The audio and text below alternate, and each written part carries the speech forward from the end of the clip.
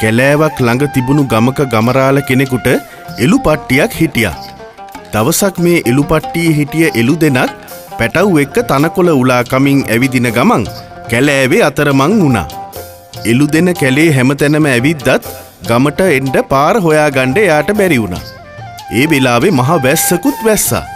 වැස්සට පැටව් තෙමෙන්න ගත්තා. නොතෙමී ඉන්න තැනක් හොයපු එළු දෙන ගල් ගුහාවක් දැකලා එතන නතර වුණා. දරුවනේ මේ මහ වැස්ස තව හුඟ වෙලාවකට නවතින එකක් නෑ.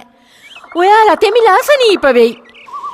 ඒ හින්දා වැස්ස පායනකන් අපි අර ගල් ගුහාව ඇතුළට යමු. එළු දෙන පැටවුනුත් එක්ක ගල් ගුහාව ඇතුළට ගියා. ඒ වෙලාවේ කොටියෙක් ගල් ගුහාව දිහාට එනවා මේ එළු දෙන දැක්කා. මට වැරදුනා නේද? මේ කොටියෙක්ගේ ගුහාවක්. අපොයි කොටිය આવොත් අපිව මරාගෙන කයි. අනේ මං කොහොමද දැන් මගේ දත් පැටව් ටික බේරගන්නේ? කොටියා ටිකෙන් ටික ගල් ගුහාවට ලං වුණා. එළු දෙන පැටවුන්වත් තුරුළු කරගෙන බයෙන් වෙවුලමින් හිටියා. මේ මර උගුලෙන් නික්මනට ගැලවෙන්න උපායක් ගැන කල්පනා කරපු එළු දෙන කොටියට ඇහෙන්න උස් හඬින් කෑ ගහලා මෙන්න මෙහෙම කිව්වා. දරුවනි නාඩ ඉඳපල්ලා. මං කොහෙන්ද මේ හදිසිය අමු කොටි මස් හොයන්නේ? මේ වේලුණු කොටි මස් ටික කාලා බඩගිනි නිවා ගනිල්ලා. දැන් කොටියා මෙතෙන්ට ආවහම මං උඹලට අමු කොටි මස් කවන්නම්. ඉතක නාඩ ඉඳහල්ලකෝ.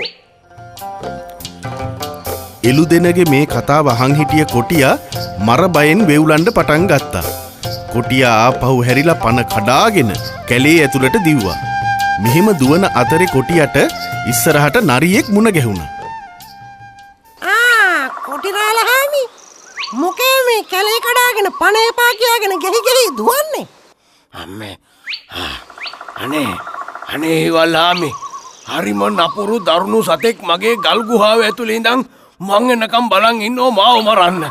අම්මේ මගේ අමු කොටි මස් දරුවන්ට දෙන්නම් කියලා පැටව් නලවනවා. ඉතින් මම මේ පන බේරගෙන පන එපා කියලා දුවනවා. අම්මේ කොටිරාලහාමි සතාව දැක්කද? සතාව නම් දැක්කේ නෑ.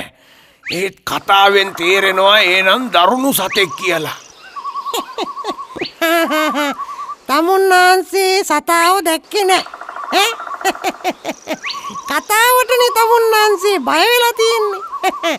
රාලහාමි ඔහොම ඉන්න. මං ගිහින් දැනගෙන එන්නම් සතා කවුද කියලා. හිවල්හාමි හෙමින් කිට්ටු වෙලා ගල් ගුහාව ඇතුලේ බැලුවා.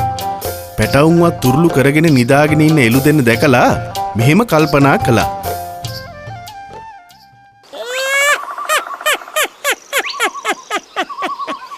මේ එළු දෙනක්නේ.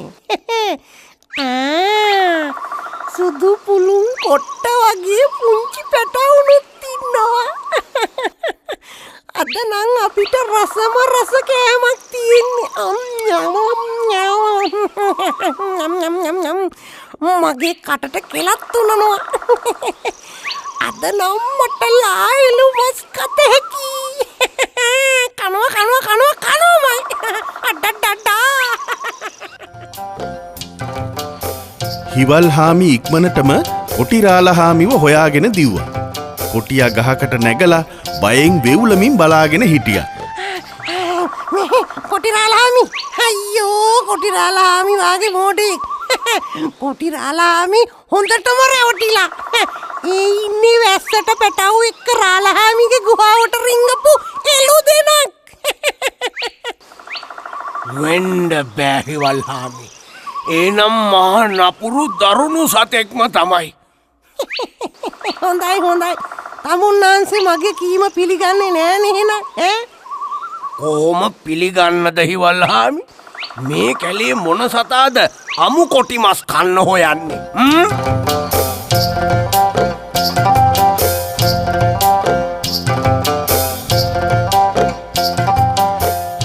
හිවල්හාමි මොනතරම් කරුණු කාරණා තේරුම් කළත් කොටිරාලහාමි ඒවා පිළිගත්තේ නෑ.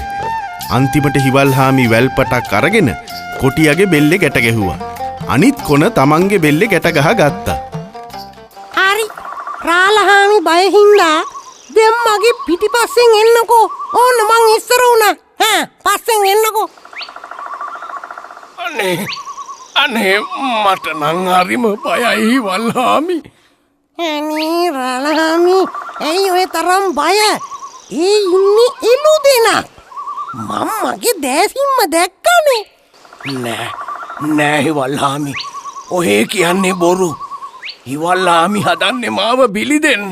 අනේ දෙයනේ මාව සැක කරන්න එපා රාලහාමි. ඉක්මනට යමුකෝ. මං රාලහාමිට අද රස කෑමක් හොයලා දෙන්නම්.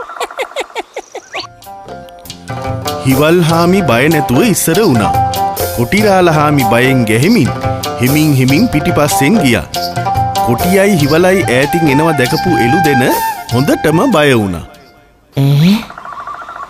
වැඩි වැරදුනා. කොටියත් එක්ක හිවලෙකුත් එනවා. හොඳයි. මං අද දෙන්නටම හොඳ පාඩමක් උගන්වන්නම්කෝ. කොටියයි හිවලයි ටිකෙන් ටික ගුහාව ළඟට කිට්ටු වුණා. එළු දෙන මහා හයියෙන් කෑ ගහලා මෙන්න මෙහෙම කිව්වා. ඈඹුල කපටි හිවලෝ. තමුන් මට පොරොන්දු උනේ කොටි දෙන්නෙක් ගේනවා කියලා නේද? දැන් ගෙනත් තියෙන්නේ එක කොටියයි. කපටි හිවලෝ. මටයි මගේ දරු පැටවුන්ටයි එක කොටියෙක්ගේ අමු මාස් හොඳටම මදි බොල. එළු දෙනගේ මේ කතාව කොටියට ඇහුණා. කොටියා පණ එපා කියලා ආපහු හැරිලා දුවන්ඩ පටන් ගත්තා.